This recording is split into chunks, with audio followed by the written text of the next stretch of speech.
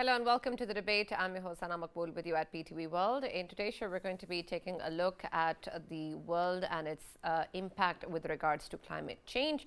And of course, this is one of the big issues that the global community is facing and has been repeatedly discussed on various platforms, including the COPs that have been happening over the years, and of course, the United Nations, with the Secretary General also calling it something that requires a collective response. However, of course, we have seen that while the entire world is at risk of climate change and has already been dealing with a lot of the issues with regards to climate-induced disasters, there is a lot of issues that still remain to be resolved, particularly in the way that this collective response is going to be followed, despite the kind of agreements and positive developments that we have seen in spirit as part of COP28, which includes the establishment of the Loss and Development Fund, the disputed agreement in terms of the fossil fuels engagement and the rest. There still remains a lot of discussion as to how exactly will these be implemented and who's going to ensure the accountability of the commitments that have been made on these platforms, and how particularly the developed countries responsible for the major chunk of carbon emissions are going to step up and support countries like Pakistan, who are of course very vulnerable to climate change disasters. Last year alone, they have put Pakistan on the 8th position, and of course we've seen previously in 2022 also how Pakistan suffered at the cost of a disaster in the matter of floods, which of course affected millions of population, and of course also increased the kind of risks associated economically with dealing with such a disaster as well, something that Pakistan is still reeling from.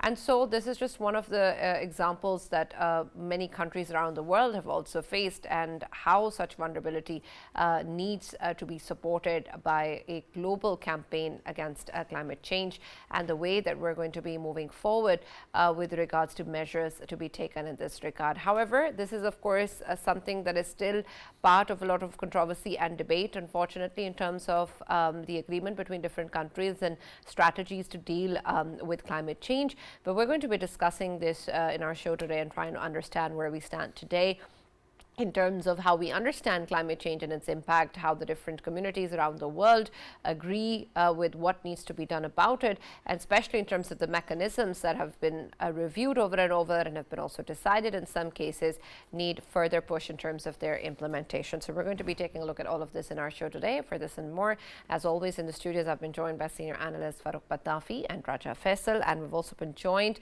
online by guest Mr. Saleem Ali, who's the chair and distinguished professor of geography at the University of Delaware. Thank you very much, Saleem Sir, for joining us and being part of the discussion. And I'll start with you first with an understanding of where we're headed and where we are currently. Of course, whenever someone talks about the issues of climate change and global warming, unfortunately, it's not an easy discussion, and there are still people who perhaps fail to understand the real gravity of the threat and what faces us. If you can also highlight for us the current position that we're in right now, and what are the most imminent threats that one has to really look at in terms of moving forward and deciding how we grapple with this.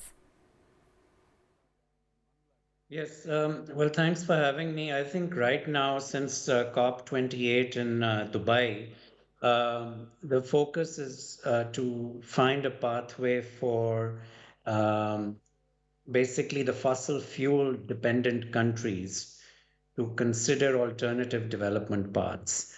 And this is going to be a generational struggle, because these countries have been dependent on oil wealth for an entire generation, and it requires a lot of innovation, diversification, and so on. So that was the big controversy at COP28, was the oil-dependent countries. Now, COP29 is also going to be held in an oil-dependent country, in Azerbaijan. And that venue was chosen partly because Russia did not want to attend a COP in any of the Western allied countries.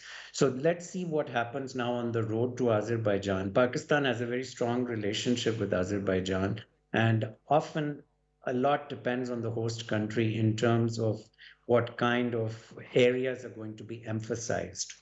So that's what we should be focusing on. One of the important achievements of COP28, which is not appreciated as much, was that there was a commitment made by several countries including some of the major powers such as the United States and the UK, to give nuclear energy a much greater emphasis in the decarbonization framework. There was an agreement signed at COP28 that by 2050, there would be a tripling of nuclear energy worldwide.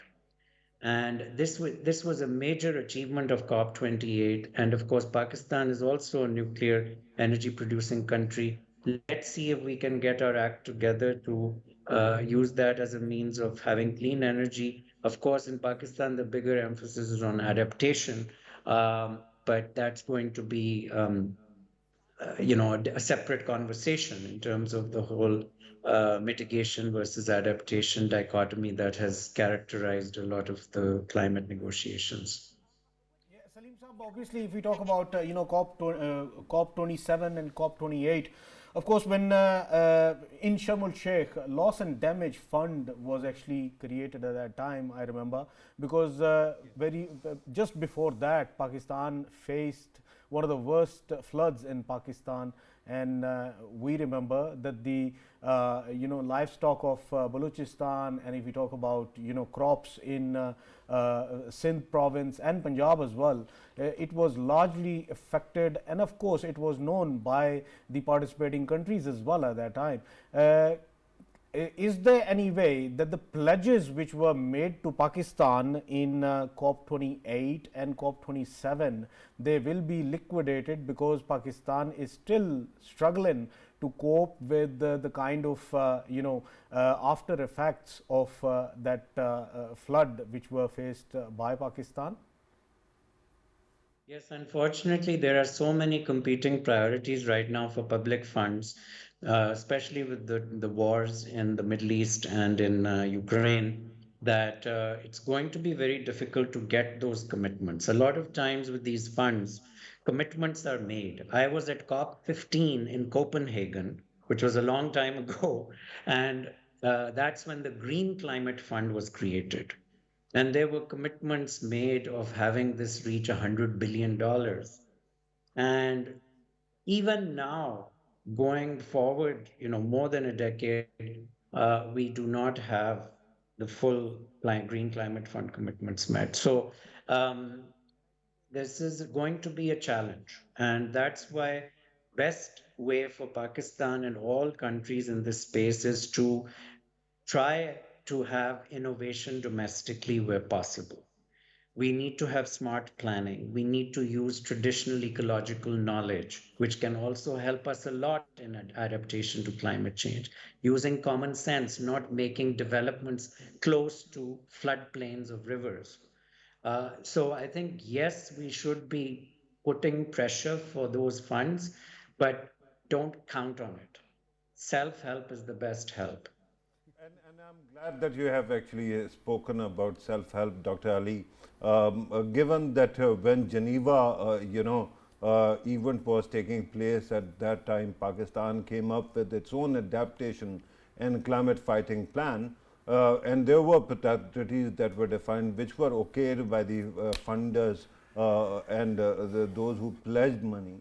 Do you think that Pakistan has been able to actually implement most of those priorities? I'm sure that it is in your knowledge what kind of pledges Pakistan made, and what are the things that essentially Pakistan has to deal with on war footing if Pakistan is to mitigate the outcome of similar kind of disaster tomorrow, day after tomorrow, sir? And add to that, countries like Pakistan, especially in terms of the way that we're limited in terms of our response. I understand there's so much more that can be done and that hasn't been done, and what you talked about in terms of self-help and common sense, I agree, absolutely. But can you also help me understand how much of an impact that will have, how much of a benefit will that be in light of the lack of global response that is required? Will we be able to really fight climate change effects within the country without having the support of different communities around the world? Yes, so I think there is definitely opportunity for us to do so. In terms of the first question of whether we have met our commitments, there weren't many commitments for Pakistan as a developing country in terms of adaptive response. It's much more in terms of what have we done for mitigation. We had the famous, tree tsunami for sequestering carbon. That was a way for us to show up our net zero pathway. It was controversial in some ways, but Pakistan has got a lot of positive publicity for its tree planting campaigns around, and they also have an adaptation feature. When you plant trees, you make your communities more resilient to prevent soil erosion. You create opportunities for watersheds to retain water. So I think, depending on the trees, of course, if you plant eucalyptus, you can have other problems. But there has been progress made. There's no doubt Pakistan has received global acclaim for a variety of initiatives. Also, we have very strong environmental organizations. We have IUCN chapter in Pakistan is very strong. We've had the World Wildlife Fund chapter here is very strong. So I think there is definitely progress being made. When it comes to moving forward, if we can do it with traditional techniques, I think to a large degree we can, because in terms of our rural communities, they have lived with natural disasters in various forms. I mean, we're talking about this is the country with the Indus Valley civilization. We have a long history of communities living in floodplains. Um, and they have adapted. Some of them didn't adapt and failed, but we can go back and find those methods which can be low cost and still be able to help us with this challenge. So I am optimistic. We are not like the Netherlands, where you've got 50% of the country below sea level, and the only way they could basically survive was to build dikes and massive infrastructure to keep the water out. And even that, the Dutch did in many cases with traditional techniques in terms of how they manage their wetlands. So the dikes and all were built later as well and have improved the system. But we are not in that kind of a dire situation. And Dr. Saab, given that I'm a fan and I've read your book, recent book as well, I'm glad that you actually brought up Indus Valley Civilization, because that actually reminded me of a paper that I wrote back in 95, 96. And it was how the Indus Valley Civilization was destroyed. And essentially the hypothesis was it was because of a bad irrigation, routines that we actually employed. Right now, when I talk about mitigation plan and climate emergency kind of planning, I meant something like taking care of various problems like realigning the water channels, and then also ensuring that there is some kind of system of drainage which works whenever there is high pressure. Do you think that we have been able to address those things apart from million trees, tsunami and stuff like that, sir? Well, there is this major project called Recharge Pakistan, which is aimed at using existing depressions to channel water during high rainfall events so that you can create lakes and reservoirs in existing natural depressions, and then just creating channels which can funnel the water there. This is a very encouraging project, which is being managed by WWF, funded partly by the Americans and other donors through the Green Climate Fund. So that is encouraging. We have such efforts which are underway. There are infrastructure efforts also underway. Even some of the larger hydroelectric dams which are being built up in the north, they will also help with flood control and climate change adaptation. So all of that is happening. That is encouraging. It's sad that we had this tragedy with the Chinese engineers recently, because those dams are going to be important for not just power generation, but for flood control and managing watersheds. Yeah. Saleem Saab, obviously earlier you highlighted the recommendations you were making about, of course, the innovations which need to be introduced in a country like Pakistan and many other countries that are affected by global warming and climate change. Especially, you know, when it comes to Pakistan, I think there are certain avenues or certain departments in which we lack the tech, and I think tech transfer is something that can control the effects of the climate change in Pakistan, especially when it comes to Pakistan, a country that has below 1% of the carbon emissions. And when it comes to countering the menace of global warming, we are one of the countries that was proactive in taking the stance against it, as you have earlier mentioned about the tsunami tree project as well. And this was continuously going on. Even when I was in class 7th, I was part of the team in my school that actually was involved in planting the trees at that time. So even at that time we were aware of our environment. So this completely goes on in Pakistan. But when it comes to tech transfer, as you have earlier mentioned about the nuclear energy as well, or more greener sort of sources of energy which need to be introduced in Pakistan, but of course that requires technology, and that tech at least can be transferred to a country like Pakistan free of cost, and it can be funded as well.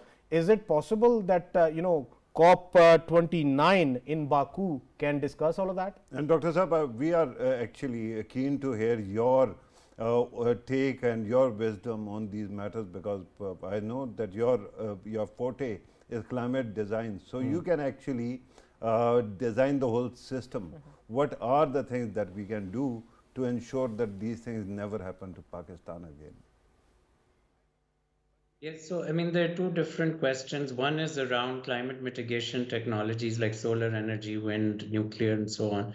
So the tech transfer for solar and wind has been happening. With solar, there's much more domestic solar usage across Pakistan now, partly because of the imperative of just energy shortages.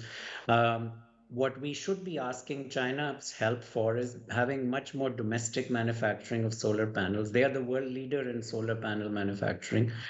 So that the cost can go down for people further.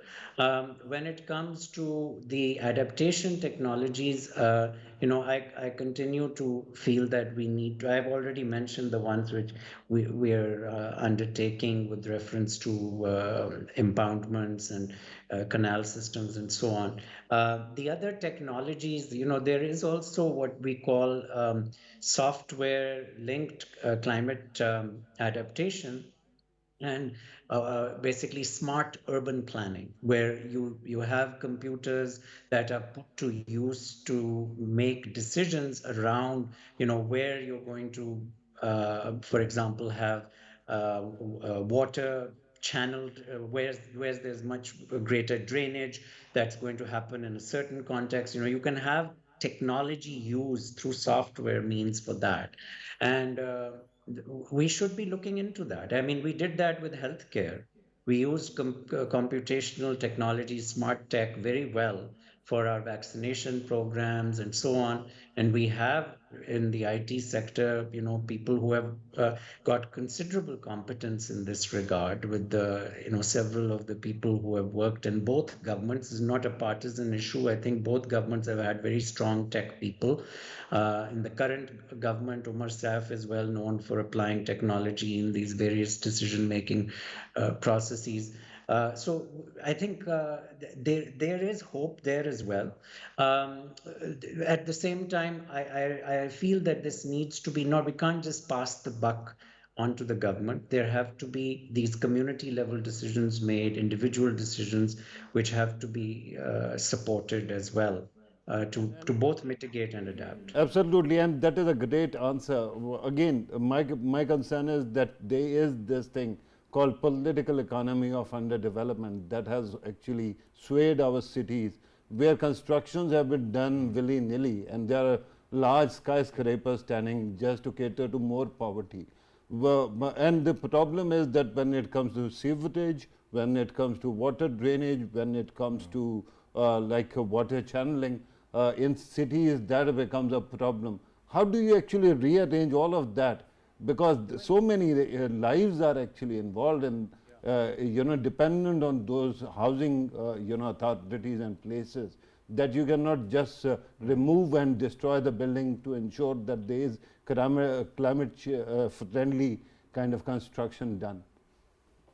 I think zoning is essential. We have in Islamabad as the Capital Development Authority, the other provinces and cities they have to be given much more, both the tools and the authority to enforce. And so the political process should not intervene with technocratic planning. One example, we are planning to hold a workshop in September in Lahore about the Ravi development.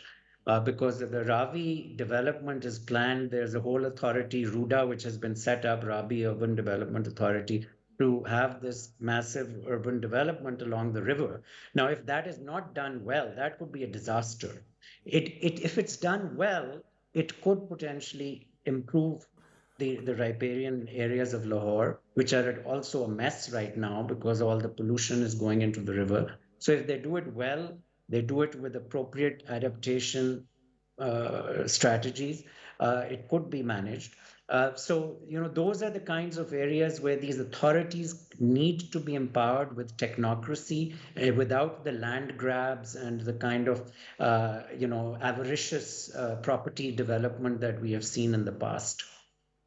Right. Saleem sir, there's also a discussion with reference to Article 6 of the Paris Agreement and the way that this can actually help towards building cooperation and encouraging countries to work together. And I understand there are a lot of complications regarding this matter, but there's also the SPAR 6C, which came about, and of course Pakistan is also part of it. Do you think that model is something that can actually help implement cooperation as per Article 6, and that we can actually build on that to strengthen our own initiatives? Yes, certainly. Linked to Article 6, you have the CTCN, the Climate Technology Center Network, which is based in Copenhagen, Denmark. And its mandate is technology transfer and support and partnerships for developing countries.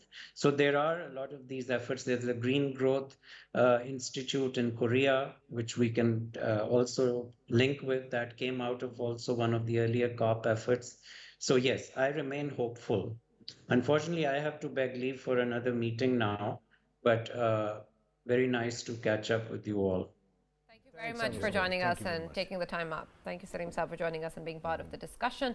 And of course, we'll continue in terms of what Pakistan can do. And Faisal, you were adding something, but unfortunately, Saleem Saab had to go. But please do give your own perspective also on these matters in terms of our own capacities and our own potential. And why is it that that's not being met right now as well and previously as well, and what can be done to do that? We have the authorities, we have the ministries, we have people working on it, but despite that, we haven't really been able to do much on ground. Is it because we're focusing too much on external factors and external support, or is it because there is something within our own potential or our own institutions or individuals that's lacking, or is it that we just don't have the finances or resources for it? Yes, Sana, obviously when we talk about, earlier, of course, Saleem Saab, he has rightly pointed out one of the aspect he was highlighting, it was related to, dams. I mean, Pakistan is already working on different dams, but there is one, particular dam which we keep on hearing about. It's Kalabagh Dam. It's a natural location for Pakistan. It can be one of the mightiest dams of Pakistan. And of course, if that project goes ahead, it can not only give Pakistan an extra edge in terms of countering our energy crisis which we are facing right now, but at the same time we can have a super control on our on our floods as well, which we are constantly seeing. But at the same time, these kind of decisions, I mean, there is a political will which is lacking behind, and there is too much of political rift between the provinces, and that is why we never see these kind of projects going ahead. Though we know that to counter the effects of climate change and the global warming, these kind of projects, they must be installed in Pakistan, and we have been hearing about these projects since decades long. but nothing ever happens, and that is only because that we lack that political will and lack that political coordination amongst the provinces. And I think all of the provinces, they must understand that it is in the mutual benefit of Pakistan to have these kind of projects. In a larger context, it can affect the whole population. You know, but is it really a matter of political will only? It is political will. Why? Because we have been, hearing about it all the way. But when it comes to, different provinces, they have their own sort of, reservations on these kind of, especially this Kalabagh Dam. There are provinces, Sindh has reservations against it, and then KP has reservations against it as well. So, but I understand this is a big project, but there's so many other measures also that we're talking about that haven't been done. Yeah, same reason. Yeah, this is just the one project I'm talking about, but there are many others which, of course, needs to be done. For example, why can't we do the things that Saleem Saab just pointed out? Just pointed out, of course, if we talk about the nuclear energy.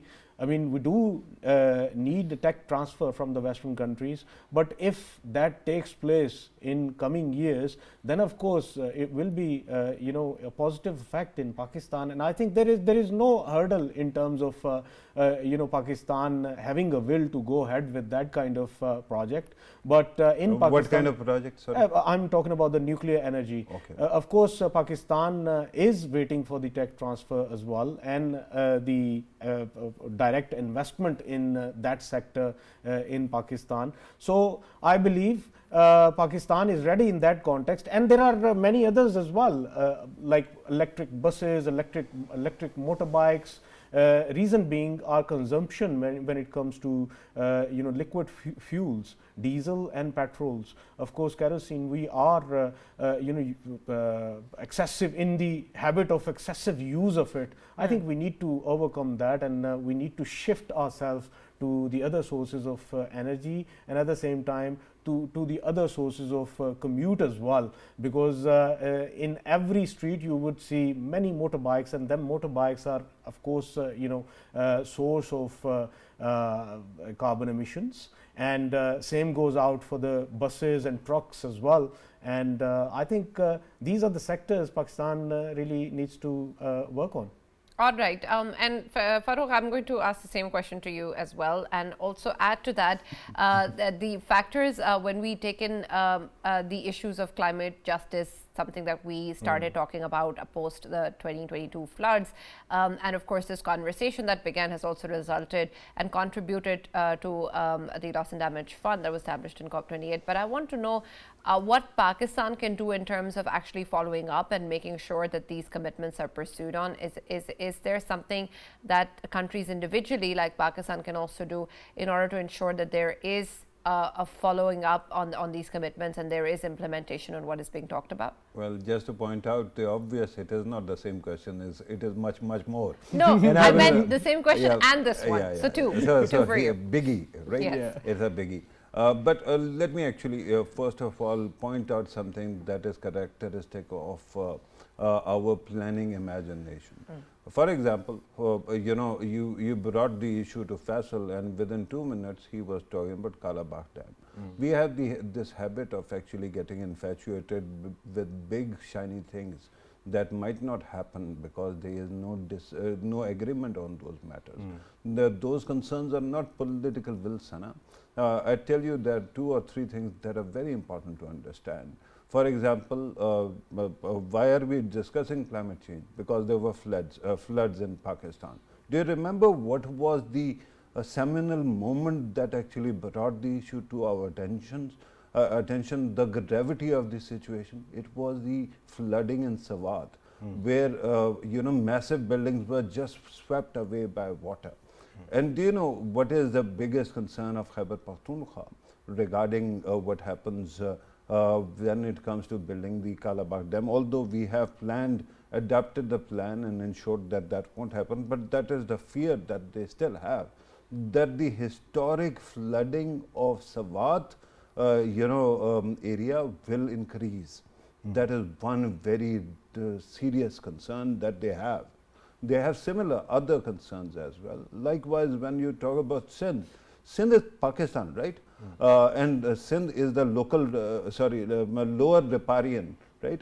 It is not upper riparian. So it has to depend on other provinces to get the access to water.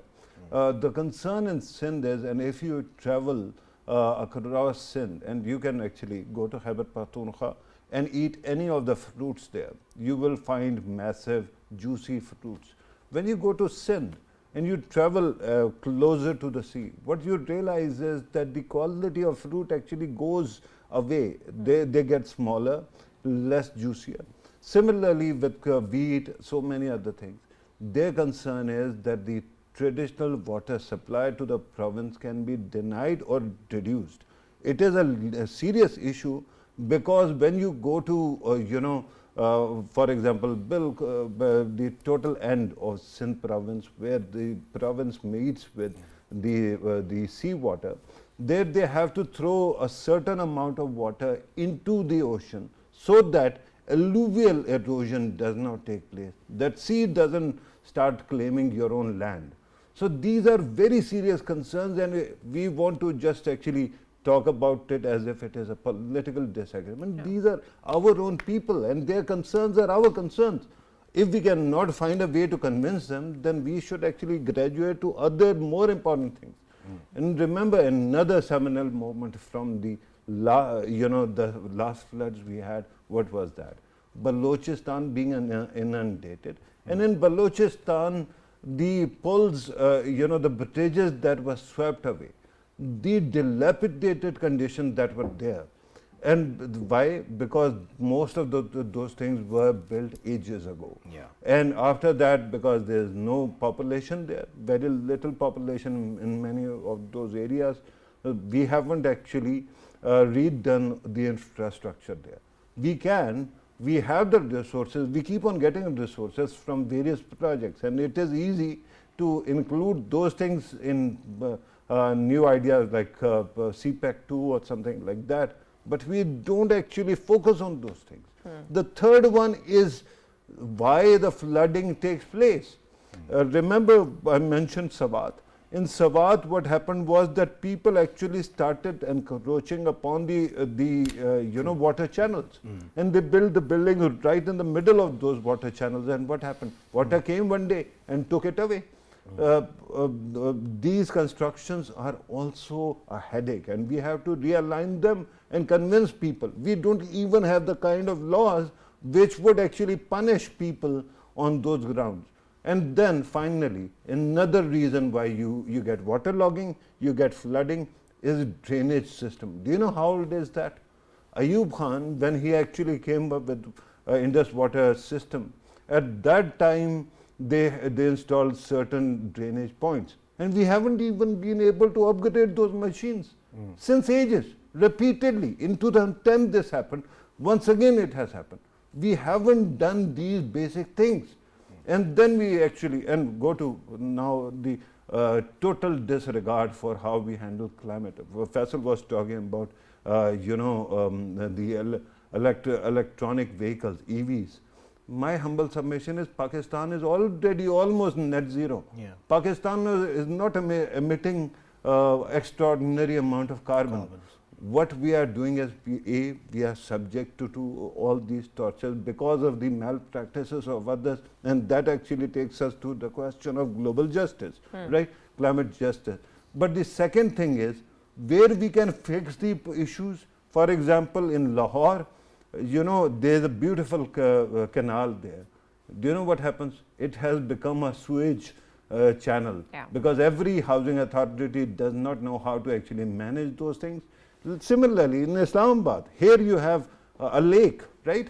And what has happened is construction has been done, and most of those areas don't have sewerage. So what happens? They dump all the sewerage into these waters, and then drinking water also comes from it. Remember how poorly we have been managing all these things. Yeah. So the biggest problem is the climate justice will take its sweet time if it happens. Remember that if COP is being hosted by an oil exporting country, that means that oil exporting countries are going to be there for quite some time, and so is going to be your oil dependence. But whatever measures we can take to fix our own house is important. Another example, India and Pakistan both are, victims of climate change. When you look at the number 1, 2, 3, 4, Pakistan and India together are 8th most vulnerable to climate change. They are going to be in next 10 years. There are going to be places in India and Pakistan where it will not be possible to live because of extreme weather. And yet we are still actually fighting on Siachen, right? Glaciers are not going to melt when you are actually practically waging a war on that. Why is it not possible that India and Pakistan actually decide that they are pulling their soldiers from those areas? So region 1, India and Pakistan have to work together, and somehow we have to find the best argument to convince them that we have to be together in it. Number 2, whatever resources you have, start taking care of your domestic issues first, then the world will actually chime in and support. And thirdly, of course, when it comes to another very serious issue, because the previous government, that was elected government, came up with some measures, but then you had this vast interlude of caretaker setup, which was extended beyond its term. And because of that, they did not actually focus on these matters. And now once again, the same Prime Minister has to actually take care of the same issues. The question is, why do you have interludes of that sort? Why should we have caretakers when they don't actually know how to actually fix their responsibility and attach the right value to the right thing? Right, absolutely. I want to talk a little bit about climate resilience as well, Faisal, and especially in the aftermath of the floods. We've seen that there was a lot of talk in terms of Pakistan's capability of dealing with such disasters and how we are going to then develop our capacity in terms of the measures to be taken after such a disaster as well. And while, of course, the preventative measures that we've discussed are absolutely necessary, how much do you think that we have actually learned from 2022 in terms of the issues and nuances that we have had to deal with? For example, the kind of issues that we had to deal with in terms of people who were sick, who were elderly, women's needs, children's needs. All of this, of course, impacted a lot of ways in which those communities were affected. Their livelihoods were affected, as of course livestock was affected. So much of this brought about a lot of conversation in terms of developing climate resilience as well, since we are very vulnerable to climate-induced disasters. What do you think have been the key takeaways from 2022, and what really do you think has that learning resulted in? Have we done something about it? Yeah, obviously, if we talk about 2022's, floods, of course, there were 3 provinces that were the most hit. Talking about KPK, as Farrukh has earlier mentioned, that it was all the misplanning. I mean, all of the hotels and these petrol stations which were actually being part of the water there, the majority, they were misplanned, and they were actually built on the basic channels, the water channels. So that is why it all happened at that time, and I think it was administrative failure out there. I mean, nobody put any heed to that sort of aspect, that people, when they were sort of building all of that, because majority of them, they are very influential people who've been having all of these buildings out there. But when it comes to 2 other provinces, Sindh province and Balochistan, I personally visited both of provinces while these floods. You remember, I mean, I was out at that time in both of the provinces I visited. With Sindh, it was entirely a different sort of flooding, and that was that water came and it stayed there. It did not go anywhere. Drainage problem. Yeah, it stayed there, and because it was the lower level, there was almost a 65-kilometer of stretch that actually turned itself into a lake, and that's how it happened. And that was of water of the rains as well, and the water that actually came from the mountains, the melted water as well. But with Balochistan, it is called torrential rains, yeah, torrential water. With Balochistan, it was entirely a different kind of flood. It was a flash flooding. Flash flooding, that it was the rainwater plus the mismanagement in terms of there were many dams that were created in or built in recent times. They were not built properly. I mean, small dams, right? Yes, small dams, and all of them, they actually collapsed. And then we saw that there was a flash flooding in Balochistan, and the flash came and it actually took every belonging of people, and there were people who were missing, their livestock was missing, and people were suffering at that. Right. But so the problem, but my question, Faisal, is post floods, Yeah. what we learned and what we dealt with, the kind of trouble that we saw, especially in terms of communities Yeah. and individuals. Yeah, provinces. If we talk about Sindh province, Sindh province, they have been working really hard as well last year and this year as well. They are well prepared. This is what they say, that they are very well prepared to, of course, if there is a flood, they know how to manage it, and they know how the protocols that this will be done first and that will be done secondly, and the third priorities, they have set priorities for them. And then, of course, if we talk about Balochistan, in Balochistan, I was told that the contractors who actually built them small dams, they were taken to task, and then the rebuild process is going on, and they are making sure that this doesn't take place once more. And of course, the development in the KPK is that, of course, they have come to terms with it, that you are not supposed to sort of make hotels in the way of the natural way of the floods and the rivers. So this is, we are coming to terms with it. We are learning from our mistakes as well, and we have learned a lot from 22 floods. But let's see and let's hope that this time around we are successful to at least reduce the damages and be prepared already in hand to, if we have to move a few people, we can in advance, and if we have to sort of break rivers or break canals somewhere, then we don't have wrong priorities. Normally what happens in Sindh and Punjab as well, certain places in Punjab where there is more population, they end up opening a sort of canal or a river to that side where there are more people, and diverting water. Yeah, diverting waters and all. And there are on the other side, if they do it on the other side, there are more influential people. I think priorities should be made to save people and their lands and their crops, rather than just a few hand-picked influential people. Right, absolutely. But I'm going to actually focus once again, Farrukh, on the kind of nuances that I want to actually touch upon that unfortunately have been missed. Again, is the kind of people's daily lives and issues that unfortunately, I understand in such a disaster are not really at the forefront. They're not very visible immediately, and they don't get priority.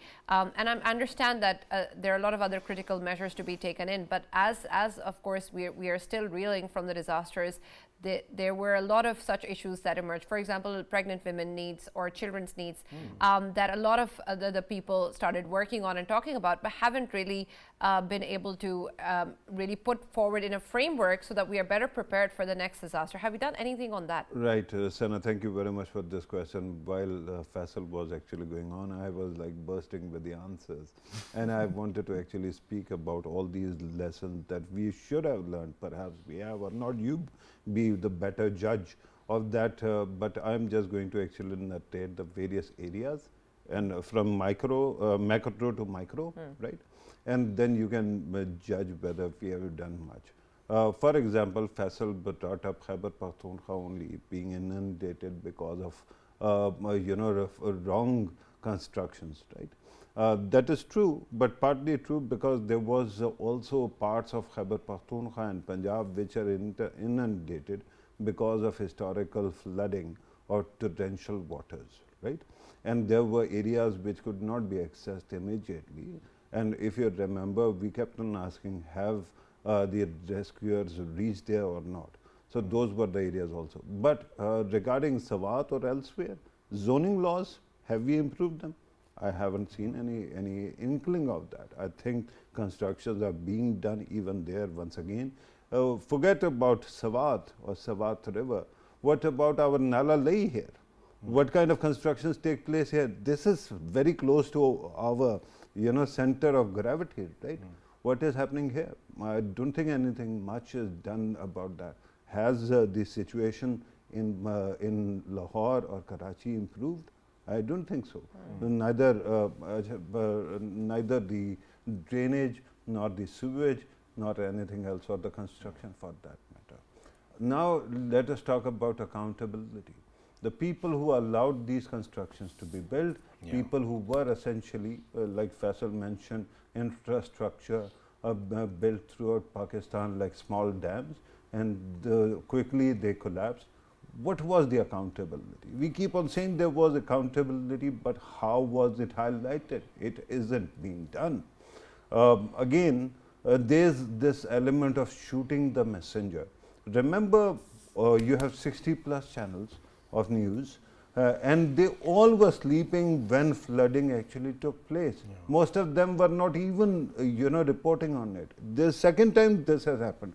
First, 2005 earthquake actually shook the country, and all our media was interested in showing was Margala Tower because it is in Islamabad.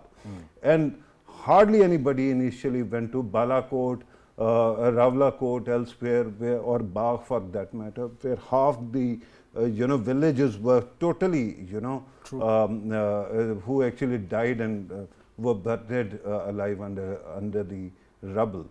Similarly, media once again was found sleeping on the wheel. And what happened? Because social media was reporting on that, and most of the visuals that were reported on air were actually essentially from social media. Who has actually come under fire? Is it the electronic media or social media? Social reporters who actually sent, and I can tell you so many people, OSRs, who kept on complaining that they were sending videos of all the horrible, calamity, and their channels were refusing to play those videos, and then they were forced to actually place it on social media. Whence they actually picked it up, and then they started using the same footage, right? Right. Now, regarding women, children, and all things, our response, Sana, immediately after this, relief and rescue was an effort that was undertaken, and I think Pakistan Army led the charge, and wherever they went, they essentially did 2 or 3 things. Rescued people, relief was provided, even some houses were built. But then, because this is an army which is smaller than the entire country, if the country and the government cannot do it, army can only reach certain areas or certain things. There are people who have still not been rehabilitated in Sindh and Balochistan. And we saw a replay of what could happen or what would happen recently in Gwadar, when flooding again destroyed so much. And yet, again media was dozing off, again authorities were clueless, again it was the army and navy that had to take charge. Right. And once again, we could not help the people that much. One last thing regarding your question. Women, children, their needs are still not being met in certain areas where they are still uprooted from their towns. Absolutely, yes. So do you think that there was an answer given there? Absolutely. I had my answer. Thank you very much, Farrukh, and thank you, Faisal, for joining us and being part of the debate. That's all that we have from the show today. We'll now see you tomorrow.